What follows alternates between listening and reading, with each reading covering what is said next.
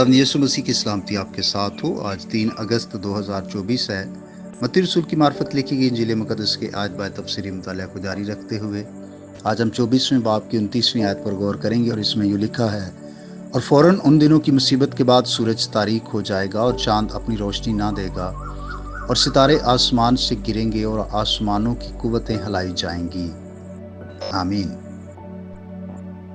यहाँ पर इशारा खुदावंद यीशु मसीह की आमद सानी की तरफ है।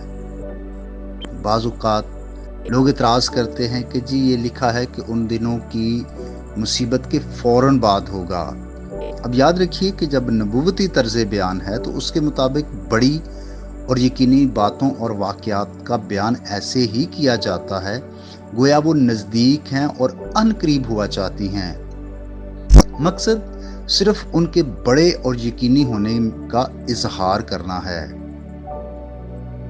मसीह की आमद सानी के सिलसिले में यहाँ पर बताया गया है कि सारी मखलूक़ात में ख़ुसूसन अजराम फल्की में हैरत अंगेज और बड़ी बड़ी तब्दीलियां आएंगी।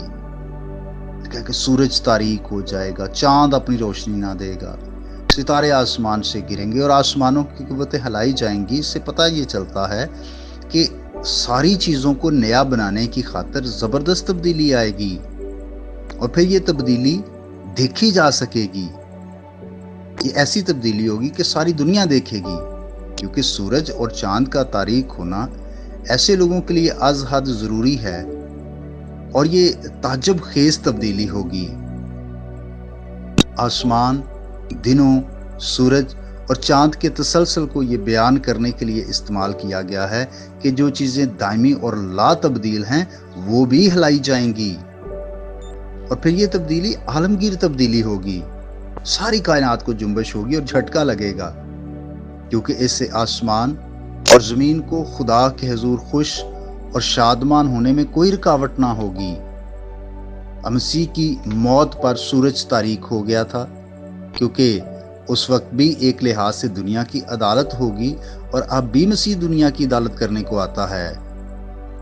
और फिर याद रखिए कि हमारे खुदावंद यीशु मसीह की जलाली आमद सूरज और चांद को तारीक कर देगी। जैसे दोपहर के सूरज के सामने शमा की कोई हैसियत नहीं है, इसी तरह मसीह की जलाली आमद पर सूरज और चांद की कोई अहमियत ना होगी।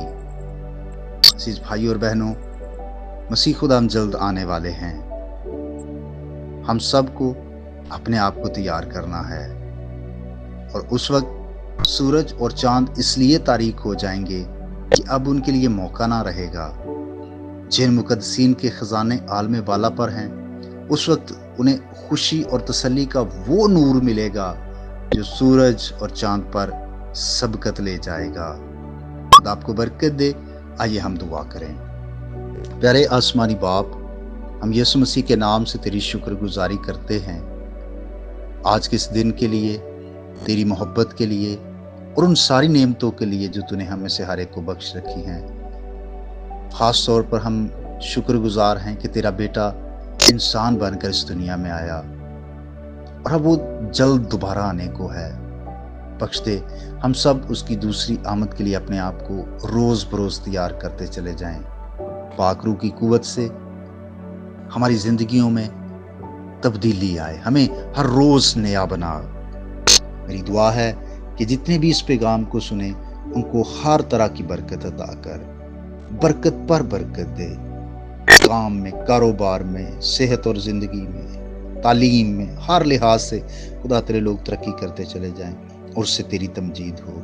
हमारे ईमान को पुख्ता कर और हमें फजल अता कर कि हम गुनाह और बदी से दूर रह सकें, यीशु मसीह के नाम से आमीन। मेरा नाम पास्टर बिशारत है और ये पैगाम आपको इवेंजेलिकल चर्च अटक की तरफ से भेजा गया। अब तक हमारा चैनल सब्सक्राइब नहीं किया तो अभी सब्सक्राइब करें और बेल आइकॉन को क्लिक करके हमारी लेटेस्ट वीडियोस के बारे में अपडेट जानें।